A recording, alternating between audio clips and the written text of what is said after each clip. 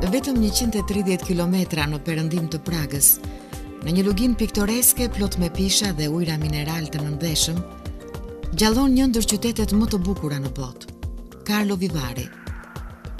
Vërtet që 600 vjet më parë këtu ishte vetëm një barak e druri në mes të pyjeve të dendura, ku së bashku me kafshët e tjera jetonin në kope të mëdha edhe drerët dhe sorkadet. Por mbi të gjitha, në ato treva kishte shumë burime me ujë mineral, të dobishëm për kurimin e shumë sëmundjeve.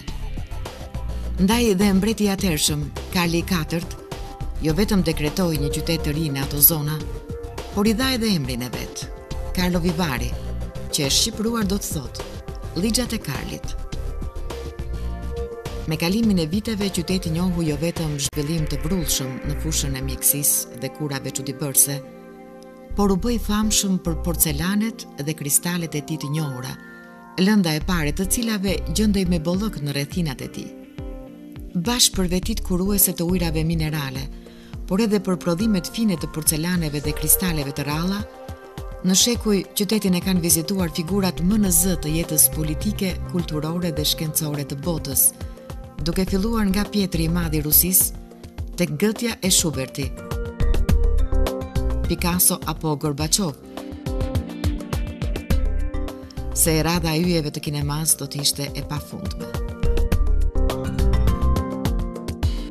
Në këto fabrika nga duar të shkatta të punëtorëve janë prodhuar jo vetëm serviset e porcelanit dhe kristaleve për shtëpitë më të mëdha perandorake dhe mbretërore, përfshi këtu edhe serviset e oborit mbretëror të zogut, por sot aty prodhohet edhe globi kristalt, që është simboli më i bukur për ata kineast që meritojnë çmimet më të larta të festivalit ndërkombëtar të filmit.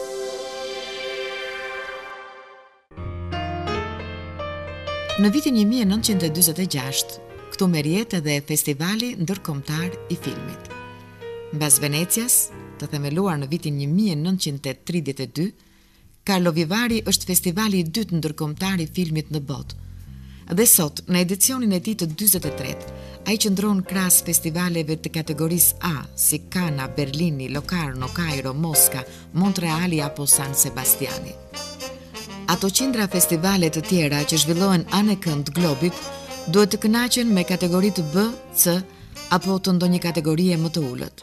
Shqipëria ka pasur privilegjin të prezantojë në edicionin e 12 të Karlovy Varyt, pra në vitin e largët 1958, filmin e saj të parë artistik me metrazh të gjatë, Tana, me skenar të Nasho Jorgaçit e Kristaq Dhamos, regji të Kristaq Dhamos dhe të interpretuar nga një aktore e re ende e panjohur, që më vonë do të bëhej legjende kinemas dhe teatrit shqiptar. Ajo ishte Tinka Kurti. Pas disa vitesh, Shqipëria do të mbyllej jo vetëm me perëndimin, por edhe me bllokun lindor, dhe përjedhoi edhe pjesëmarrja e filmave ton do të ishte e pamundur.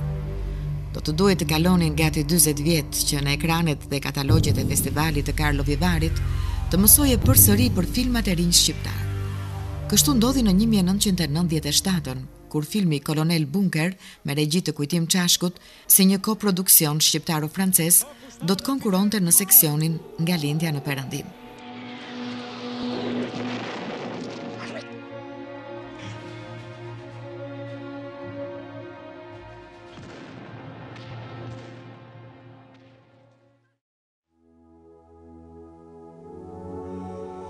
Në vitin 2003, në seksionin e filmit të shkurtër, Shqipëria prezantohet me filmin Edeni i braktisur të Eno Milkanit, që një vit më vonë në Kiev vlerësohet si filmi më i mirë i shkurtër i atij festivali. Në vitin 2006, Kujtim Çashku prezanton përsëri filmin e tij të fundit, Magic Eyes, Syri magjik, për të vazhduar me të rrugëtimin dhe në shumë festivale të tjerë ndërkombëtar, ku nderohet me disa çmime. Në çdo edicion vijnë këtu figura të spikatura të botës së kinemas. Edicionin e 43 të festivalit ndërkombëtar të Karlovy Varyt e nderon me pjesëmarrjen e tij një ndër aktorët më të shquar të kinemas amerikane dhe botërore, i papërsëritshmi Robert De Niro. Në hyrje të pallatit të festivalit, përveç përshëndetjes entuziaste të amatorëve të filmit, yjet e kinemas botërore i presin me 10 kanale televizive euro-amerikane. Robert De Niro rezervon për secilin kanal televiziv një intervistë të shkurtër. Në prani të qindra spektatorëve dhe dhjetra gazetarëve dhe fotoreporterëve, Jerzy Bartoshka, presidenti i festivalit, i dorëzon De Niros Globin e Kristalt për kontributin e madh që ka dhënë për botën e kinemas. Dame a Panove, it's an honor to receive this beautiful Crystal Award at one of the greatest film festivals in the world. For this I thank all of you very much. Në Carlo Vivari të bie në sy prezenca masive e sinefilëve të rinj. Ata janë me qindra, ata janë spektatorët më kureshtar për prodhimet më të fundit kinematografike nga e gjithë bota. Në edicionin e 43, ata kanë mundësi të ndjekin gjithsej 235 filma të rinj, nga të cilët 167 filma të gjatë artistik dhe 49 filma dokumentar. Në këtë edicion, 56 filma do të kenë premierën e tyre botërore, ndërkombëtare apo europiane. Festivalin do ta vizitojnë 309 krijues filmi, 886 profesionistë dhe 623 gazetarë. 477 projeksionet e filmave do të ndiqen nga 143.781 spektator gjatë 9 ditëve të festivalit. 123 distributor dhe blerës filmash kërkojnë në festival titujt më të përshtatshëm për ekranet e vendeve të tyre. Në edicionin e 43 të festivalit të filmit, Shqipëria prezantohet me filmin Mao Zedong, që konkuronte në seksionin Nga lindja në Perëndim, ku marrin pjesë filmat më të rinj nga vendet e ish bllokut lindor, pra nga Shqipëria e Rusia dhe deri në Kazakistan. Jo vetëm pjesëmarrja e gjerë e publikut, por edhe komentet e gazetës ditore flasin për interesin në rritje të filmave shqiptar. Të bie në sy veçanërisht vlerësimi i kritikës për rolin e personazhit kryesor të filmit të interpretuar nga Fadil Hasa. Shkrimtari Besnik Mustafaj, autori skenarit të filmit, si ish diplomat dhe ministër i jashtëm, duke vlerësuar maksimalisht bukuritë e qytetit të festivalit, në krahasim me jo pak qytete që ka mundur të vizitojnë në mbar botën, mendon se prezantimi i filmit shqiptar në evenimente të tilla është më së i domosdoshëm dhe tepër dobiprues. Unë është era e parë që ndjek që marr pjesë në një festival filmi dhe ndjek një festival i këtyre për masave dhe që e konsideroj një eksperiencë shumë interesante. Për mua njërë si krijues, si letrar, ambienti i këtij festivali, mënyra organizimit, filmat që janë prezent janë të jashtëzakonisht të çmuar për mua si eksperiencë. Së dyti, unë konstatoj se ka një prezencë realisht të fortë shqiptare në këtë festival. Është filmi Piromilkanit, i prezentuar në një seksion më vete, është filmi Besnik Bishës, prezentuar në një seksion tjetër, po ashtu ka 2 filma të huaj ku luajnë shqiptarët, është një film i famshëm që ishte në Cannes, filmi Heshtja e Lornës, film ku luan Arta Dobrusha, aktore kryesore dhe që ishte edhe këtu u çmuar shumë, edhe pretendente për palmën për çmimin e aktores më të mirë në festivalin e Cannes. Është një film grek ku luajnë Bujar Alimani dhe disa të tjerë. Pra ka disa filma ku flitet shqip, kjo është jashtëzakonisht e rrallë, si të thuash, për një vend të vogël, për një komb që prodhon 3-4 filma në vit, që në një festival kaq të madh ka një prezencë kaq të madhe. Shtypje ka ndjekur mirë, ka shoqëruar mirë kineman shqiptar në këtë festival, publiku po ashtu, janë rezervuar sallat më të mira. Unë mendoj se kinemaja shqiptare, nëse mbështetet pak më shumë, mundet vërtet të jetë një përcjellëse e imazhit të shqiptarëve, e fuqisë tyre kreative, e imagjinatës tyre, e kontributit tyre në krijimin e vlerave universale, domethënë, dhe në këtë kuptim unë ndjehem mirë shumë. Besnik Bisha, pasi ka prezantuar filmin e tij në Sofia dhe në Moskë, në këtë të fundit, në një seksion konkurrues, mendon se Carlo Vivari plotson të gjithë parametrat për të qenë një festival i kategorisë së parë, dhe vetë pjesëmarrja e filmave shqiptar në të është tregues pozitiv. Është një festival shumë dinjitoz dhe ndjej që globalizmi nuk e ka dëmtuar shumë kinematografinë.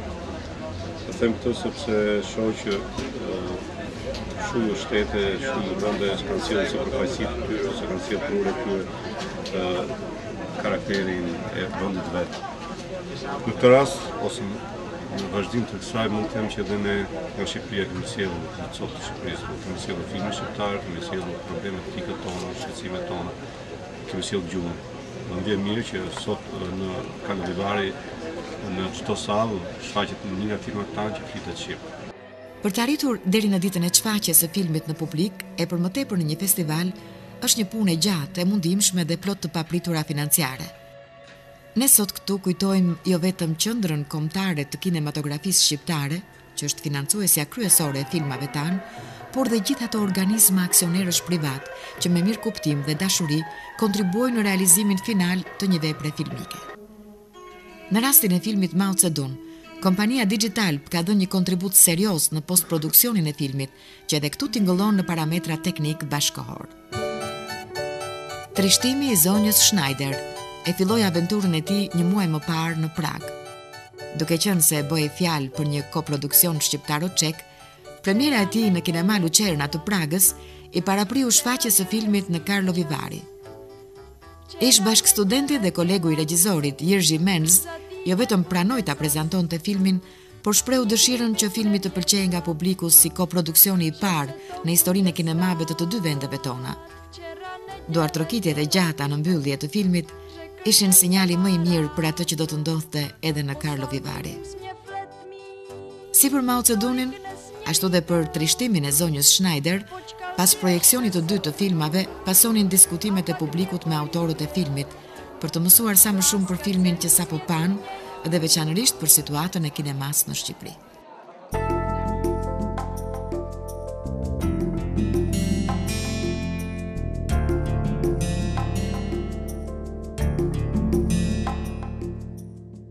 Në mbrëmje qyteti gjallon, jo vetëm nga vizitorët e shumët që lëvizin nga një kinema në tjetrën, por edhe nga një grup xhirimi, i cili është në fazën përfundimtare të xhirimeve të një filmi të ri. Nga ato që shohim, na krijohet përshtypja se bëhet fjalë për diçka që qëndron midis realitetit dhe prallës. Një film i ardhshëm me elemente poetike dhe një grup xhirimi me në krye regjisorin, që duke bërtitur i kënaqur pas çdo skene, shkëlqyshëm, duket sikur aspiron që vitin e ardhshëm filmin ta prezantojë në festival.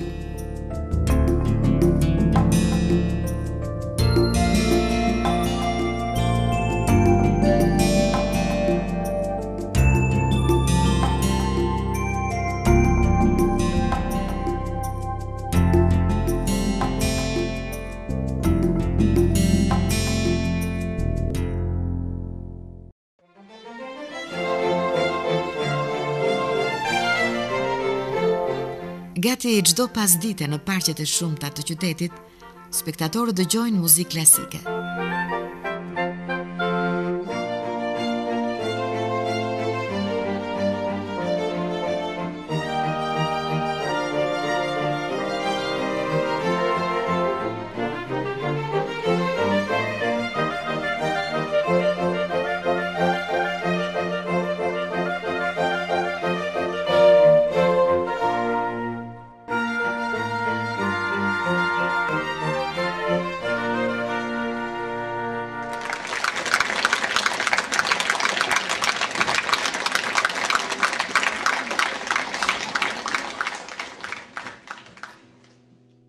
Në ditët në vazhdim, mëson se viti 2008 ka qenë një vit i begat për kulturën shqiptare në Republikën Çeke.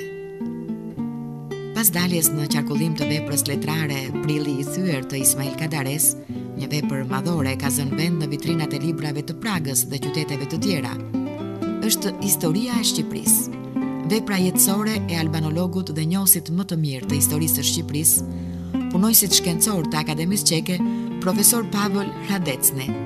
I dekoruar me urdhrin e artë në Infrashri, zoti Hradecni, që u nda nga jeta para 2 vitesh, do të ngelet një figurë e shquar në radhën e albanologëve të mëdhenj çek. Është një libër që jep popullit çek njohuri për gjithë historinë e Shqipërisë, diçka shumë konkrete, diçka të bazuar, sepse Pavel Hradecni ishte njeri që para se sa të shkruante kërmonte shumë në për arshiva, shkruante diçka të bazuar, të cilën gjithmonë mund të argumentonte. Libri është mbi 600 faqe, nga ana voluminoze është mbas historisë indis, ky është libri historik për historinë e një vendi më voluminoze. Është nga sasia faqeve më shumë se sa historia e Francës ose historia e Rusisë, historitë e tjera të Maqedonisë. Një libër vërtet që është pritur me interes nga populli çek. Në festival ishte me interes të shikoje edhe filmin belg, Heshtja e Lornës, ku mund të admirosh interpretimin e aktores kosovare Arta Dobroshi, e cila la përshtypjet më të mira në festivalin e Kanës dhe ishte një ndër kandidatet kryesore për çmimin e rolit më të mirë femror. Bashkë me Artën, interpreton dhe aktori kosovar Alban Ujkaj. Por nuk mbaron me kaq. Surprizë janë për ne edhe 2 filma grek. Në filmin Epistrofi, Kthimi në shtëpi, të regjisorit Vasilis Dovlis, krahas interpretimit të Maria Skoulas, zbulon edhe atë të Artur Luzit. Ndërsa në filmin Diorthosi, Korrigjimi, të regjisorit Thanos Apostopoulos, pjesa më e madhe e trupës aktoriale përbëhet nga aktorë shqiptar me banim në Greqi, si Ornela Kapedani, Savina Alimani dhe Bujar Alimani. Nuk kanë të sosur surprizat në këtë festival. Legjenda e kinemas portugeze dhe europiane, Manuel de Oliveira, të filmin e tij të fundit Enigma e Kristofor Kolombit. Ato ditë, ai përgatitej të festonte 100 vjetorin e lindjes. Në Carlo Vivari jeton dhe punon një komunitet jo i vogël shqiptarësh, të cilët kryesisht merren me tregtimin e produkteve të bijuterive, me hoteleri ose janë pronar restorantesh, ku shërbehet edhe yjeve të kinemas. Të gjithë këta janë pjesë e publikut që vjen për të parë edhe filmat shqiptar. Në këtë bilanç arritjesh të kinemas botërore, natyrisht më i lumtur nga të gjithë është regjizori danes Henrik Ruben Gens, që për filmin e tij tmerrsisht i lumtur fitoi nderimin më të madh, Globin e Kristalt të festivalit të 43 të filmit në Carlo Vivari. Të gjithë largohen me besimin se diku në një festival tjetër do të takohen dhe ndoshta atje do të kenë fatin e regjisorit danes Henrik Gens. Se kinemaja është arti ku kushdo, kurdoherë mund të ëndërrojë.